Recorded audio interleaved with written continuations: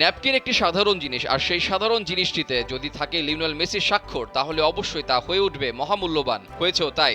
শুক্রবার British auction house বোনহামসের মাধ্যমে বিক্রি হয়ে গেল সেই মেসি বার্সেলোনার ঐতিহাসিক প্রথম চুক্তির প্রমাণপত্র।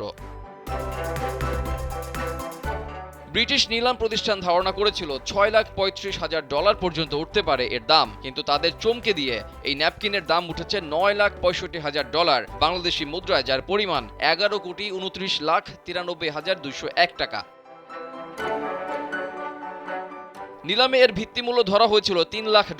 বার্সা ও মেসির মধ্যকার সেই ন্যাপকিন পেপারে লেখা ছিল, বার্সেলোনায় 14 ডিসেম্বর 2000 সালে মিনগেলা হোরোশিও আর বার্সার ক্রীড়া পরিচালক কার্লোস রিক্সাসের উপস্থিতিতে ওয়ালটন ফ্যানের অ্যারোডাইনামিক ব্লেড ঘরের কোনায় কোনায় ঠান্ডা বাতাস ছড়িয়ে হাওয়া বদলে নেয়।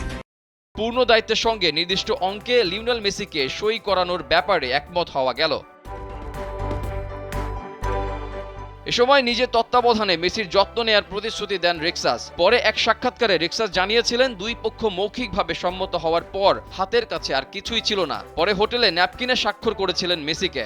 মেসির নাম থাকলে বিশ্বাসযোগ্যতা আরও বাড়তে পারে বলে জর্জকে, অর্থাৎ মেসির বাবাকে, রাজি করিয়েছিলেন তিনি।